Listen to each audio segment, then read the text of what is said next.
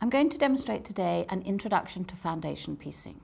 Now this is a technique that is not one of my favorites. As far as I'm concerned, it's upside down and back to front, which for somebody who can't do mirror images is a real problem. But it is a technique which is exceptionally useful to have in your toolkit.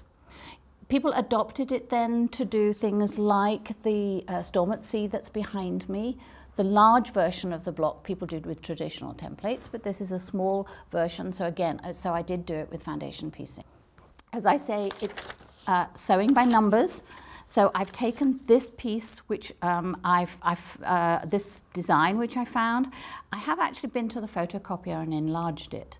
And one of the things you have to remember is while the lines that I'm going to be sewing on are perfect, my seam allowance is a little bit funny. So we'll come back to that.